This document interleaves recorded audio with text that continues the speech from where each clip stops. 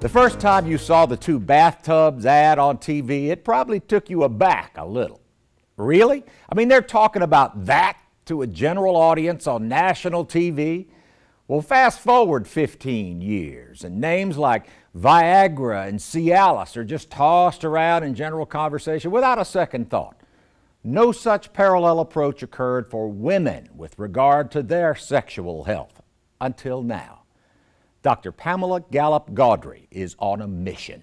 And I see the heartbreak that they know that they didn't keep things up.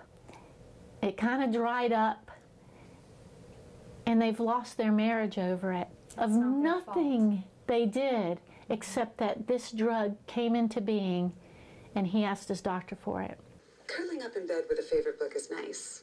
Dr. Pamela Gallup-Gaudry sees erectile dysfunction drugs from the other side of the coin as a woman and a woman's doctor. Out of hundreds, maybe even thousands of conversations with menopausal and postmenopausal women, Dr. Pam has identified the disconnect that erectile dysfunction drugs create between men and women. Dr. Pam says what is regarded as a boon to men is often a problem for women.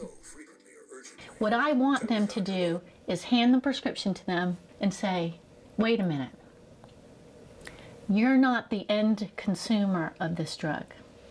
Your partner is. She is the end consumer of the erectile dysfunction drugs. And let's talk about your wife. It used to be that everybody kind of dwindled out in their later lives together. We were all in it together, yeah. Everybody just kind of dwindled out. The men couldn't have an erection anymore, and they were probably upset. But she was pretty happy, and you get into the cuddling phase of your marriage, and you're happy to hold hands because he couldn't really do anything, and she really didn't care. Right. She was very happy. Mm-hmm. But once the erectile dysfunction drugs came back, and it revolutionized the sex life of millions of men, they came home from the doctor, and it works in 30 minutes. It's not going to work in 30 minutes for her. Now, the other thing you need to know is it takes a man an average 5 to 7 years to ask the doctor for a Viagra. So she's had 5 to 7 years of no vaginal penetration, and he gets the guts to do it. It's not going to work. The solution to the divide between men and women lies in women taking responsibility for their sexual health long before their husbands head out for that bottle of Viagra. That responsibility means shattering some taboos and having conversations that are awkward and difficult, especially for women. You need to prepare your vagina. The V word. The V word that nobody wants to say. Every 8-year-old in this world probably knows what erectile dysfunction is, but we're not allowed to say vagina. But women let their vaginas go. And I am here to try to protect the menopausal vaginas of America.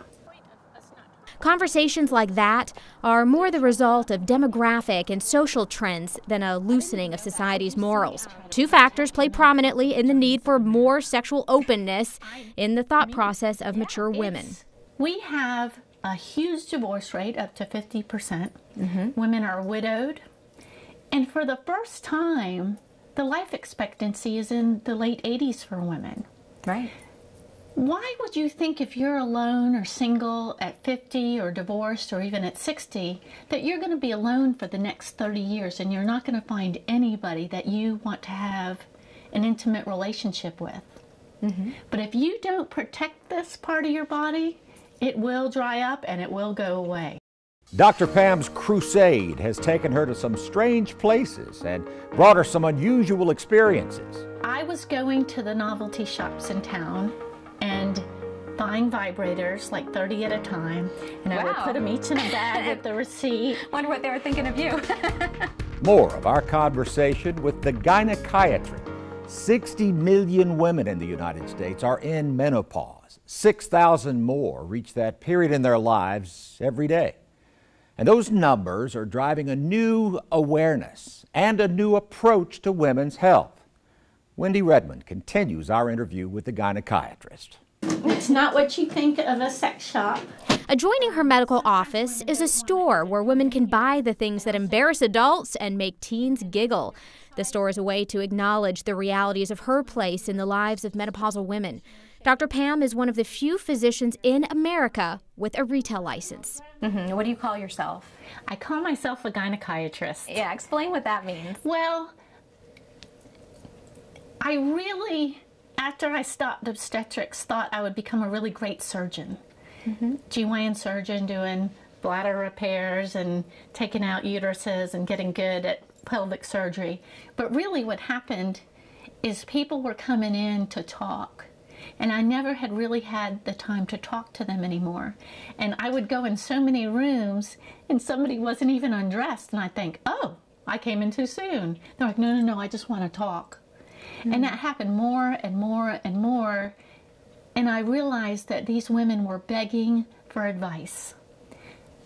There's nobody to talk to ask these things. It's very difficult to ask your mother. Well, we didn't hear it from our mothers. Never, you don't hear it from anyone. Even in high schools or lower schools, we talk about puberty, we talk about STDs, we talk about saving yourself for marriage. We try to give that message, but nobody tells you in health class. And when you get about 50, everything is going to change. Talk to me about this gift shop back here. Well, I take care of mainly menopausal women, and when I sit there and have this conversation with them in an exam room and say, you need to use a vibrator on a regular basis, even 2 or 3 times a week, if you could put it in for 15 minutes on high vibration, it would be helpful to get the blood flow back there. I mean, we go to the gym for 30 minutes 3 times a week, but the first thing I get is, I'm not going to go in that store. That's a naughty I'm a story. grandmother. I can't go in there. And so I would say, well, just get it online. I'm not getting that online. Or I would get, I don't even have a computer, and I would never go to those sites. And the next question was always, will you go get one for me? Oh. So I was going to the novelty shops in town and buying vibrators, like 30 at a time, and I would put them each in a bag with the receipt. Wonder what they were thinking of you. The items for sale in the gift shop are intended to keep women's bodies sexually capable as they hit a point in their lives when things just turn upside down. I think when a lot of men think about this change, menopause, they probably just think, oh, you just feel a little hot sometimes. Everything changes. It's like a light switch goes off and your metabolism changes. Women get a central weight gain here. It's not maybe that they even gain weight, or maybe they gain 5 pounds a year, but it seems to be distributed to their midsection, which is so upsetting for women. We spend our whole lives trying to maintain your body and doing nothing different. Nothing. All of a sudden, you've got this belly that you didn't expect, and it seems to be there overnight. So we have weight gain, mood swings. I try to tell my patients it's like puberty in reverse. When you start going through puberty, it starts about age 8, but you don't look any different to age 12, 13, when everything starts to change. Puberty really doesn't complete until around age 18. And what do we say about kids during that phase? They're slamming doors, they're crying for no reason, they tell you they hate you, and then they run downstairs and cry and tell you they love you, and they don't know why they said that, and they can't control their emotions, and they've got acne, and they're gaining weight. That's exactly all teenage girls complain about. Acne, weight, mood swings, anger they can't control. And then we have 20 years of relative stability, and around age 40, everything starts going in reverse. And it takes about 10 to 12 years for your ovaries to fail. And what happens to menopausal women? They start having mood swings. People come, they're like, I have acne like I'm 13. Mood swings, acne, weight gain. Dr. Pam is beginning to tell her story to the nation. Recently, she was featured on Sirius Radio with Jenny McCarthy. And there is a book in the works and a movie produced by Titan Creates, a production company headquartered on Tybee Island. When we come right back, Wendy Redmond has the conclusion of this exclusive interview with with Dr. Pamela Gallup-Gaudry and the answer to this compelling question. Why do you think that you should have to live with a non-sexual, non-intimate life just because you had the diagnosis of cancer? Dr. Donald Gallup was Dr. Pam's husband for 14 years when he passed away 4 years ago. It was during his battle with and treatment for cancer that Dr. Pam discovered another huge vacuum in the way we approach the intimate side of our lives. Wendy Redmond has the conclusion to our story. Donald Gallup studied obstetrics and gynecology at the nation's most prestigious medical institutions. Following more than 20 years practicing in the Navy, he joined his wife Pam, also an OBGYN, in private practice.